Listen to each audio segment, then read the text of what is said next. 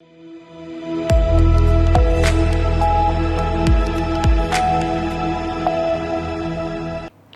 के बाद आप सभी का स्वागत है सी न्यूज भारत में। नमस्कार, मैं हूं रत्ना। आइए रुक करते इस खबर की ओर। झारखंड में कानून व्यवस्था और महिलाओं की सुरक्षा को लेकर सियासी माहौल गर्मा गया है। भारतीय जनता पार्टी की प्रदेश प्रवक्ता राफिया नाज ने राज्य की हेमंत सोरेन सरकार पर तीखा हमला बोला है।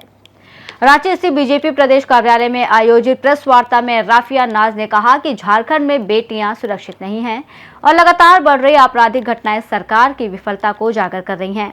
उन्होंने चेतावनी दी कि अगर 2 दिनों के अंदर अपराधियों की गिरफ्तारी नहीं होती है तो बीजेपी 2 अप्रैल को राज्य के सभी प्रखंडों और जिलों में मशाल जुलूस और विरोध प्रदर्शन करेगी।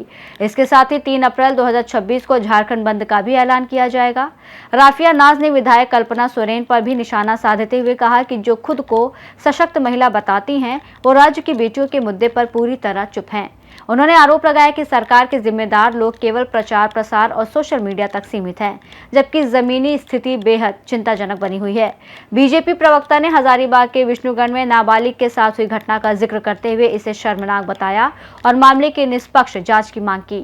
उन्होंने कहा कि पीड़िता को न्याय दिलाने के लिए सीबीआई से जांच कराना आवश्यक है।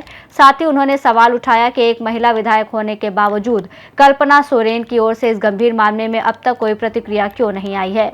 सरकार जग जाए वरना हम उग्र आंदोलन करेंगे, क्योंकि महिला तस्करी, बलात्कार, छिनतई जैसे मामले और निर्मम हत्या रुकने का नाम नहीं ले रही है और इसकी जिम्मेदारी झारखंड सरकार और इसकी प्रशासन को जाती है। और साथ ही साथ झारखंड सरकार को एक अल्टीमेटम देना चाहती हूँ। झारखंड सरकार, माननीय मुख्यमंत्री जी, उनके सारे लोग कान खोल करके सुन ले। अगर 2 दिन के अंदर अपराधी अरेस्ट नहीं होते हैं तो 2 तारीख को हर एक प्रखंड मुख्यालय, हर एक जिला मुख्यालय में उग्र आंदोलन होगा और मशाल जुलूस का प्रदर्शन होगा। इसके साथ ही साथ 3 तारीख को 3 अप्रैल को पूरा झारखंड बंद करने का काम हम करेंगे, क्योंकि भारतीय जनता पार्टी अब बर्दाश्त की जो पराकाष्ठा है वो पार हो चुकी है। अब बर्दाश्त की सीमा नहीं रही कि एक बेटी की हत्या के, दुष्कर्म के बाद, हत्या के 7 दिन के बाद एक मंत्री 1 लाख रुपए लेके पहुंचते और राज्य का मुखिया मुंह में सेलोटेप जड़ करके बैठा हुआ है और इस पे हम चुप रहे तो शर्म आनी चाहिए। माननीय मुख्यमंत्री जी, अपने अंदर की कल्पना जी, अपने अंदर की इंसान को आप जगा लीजिए। अगर नहीं जगा सकते तो याद रखिए, हम भी चुप नहीं रहने वाले। बेटी को तो इंसाफ मिलेगा, चाहे कुछ भी हो जाए। धन्यवाद। कहती थी झारखंड झुकेगा नहीं, वो कहती थी झारखंड बांग जोहार अखाना कहां गया? झारखंड बांग जोहार अखाना कहां गया? झारखंड झुकेगा नहीं। झारखंड तो झुका दिया गया, झारखंड झुका दिया गया दुष्कर्मियों के सामने। झारखंड झुका दिया गया उन लोगों के सामने जो आज सरेआम बेटियों की इज्जत को तार करते हैं। और इसका पूरा श्रेय जाता है झारखंड की हेमंत जी की सरकार को, क्योंकि ये सरकार सोई है। हजारीबाग में एक बेटी, एक मासूम सी 12 साल की बच्ची के साथ दुष्कर्म जैसी घटना कर दी जाती है, उसके जीभ को काट दिया जाता है, उसके आंखों को निकाल दिया जाता है, मानवता शर्मसार हो जाता है। क्या माननीय मुख्यमंत्री जी का दिल नहीं पसीजा कि उस बेटी के पास जाकर के एक बार पूछे, उस बेटी के परिवार के पास जाकर के पूछे, जिसके दुष्कर्म के बाद इतनी निर्मम हत्या कर दी गई है, क्या वो हजारीबाग नहीं जा सकते? दाभोल जा सकते हैं? हजारीबाग का रास्ता उन्हें नहीं दिखा है क्या? और मैं कहना चाहती हूँ कि जिस तरीके से भारतीय जनता पार्टी ने आंदोलन किया, हमारे नेताओं ने आंदोलन किया, हमारे बहनों ने सड़कों पे उतर के आंदोलन किया, माननीय अध्यक्ष जी ने हजारीबाग की बेटी की आवाज को बुलंद किया, तब जाकर के ये मामला उभर करके आया आप पत्रकार बंधुओं के सहयोग के कारण। पर आप सोचिए कि अगर ये आंदोलन नहीं होता तो क्या आज ये मामला सामने आता? नहीं आता। ऐसे अनेकों मामले हैं जो दबे पड़े हुए हैं पर वो सामने नहीं आ रहे हैं। और मैं आभार व्यक्त करना चाहती हूँ आप सभी के माध्यम से माननीय न्यायालय का, जिन्होंने आज इस मामले में संज्ञान लिया।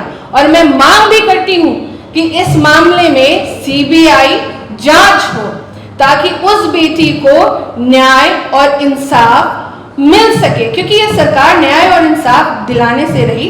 इस सरकार को बेटी की सुरक्षा, बेटी की रक्षा से कोई मतलब नहीं है। इस सरकार को केवल मतलब है भाषणबाजी से और सिर्फ फोटो पोस्ट करने से, विदेश यात्रा से, पीआरडी टीम को ट्रीटमेंट देने से। इसके साथ ही साथ एक बहुत शर्मनाक बात, मैं जब ये खबर पढ़ रही थी, मेरी अंतरात्मा झंझोड़ दी गई कि राधा कृष्ण किशोर जी, एक बेटी की जान की कीमत क्या 1 लाख होती है? 7 दिन के बाद इनका नींद खुला भी, तो खुला तो ऐसा खुला कि 1 लाख रुपया आप एक बेटी की जान की कीमत लगाते हैं। आपको शर्म नहीं आती कि बेटी को सुरक्षा नहीं दे सकते, बेटी की निर्मम हत्या के बाद आप 1 लाख रुपए परोसने जाते हैं? क्या यही एक बेटी की जान की कीमत है? और आपसे उम्मीद भी क्या की जा सकती है, क्योंकि कांग्रेस के तो ब्लड में है, डीएनए में है।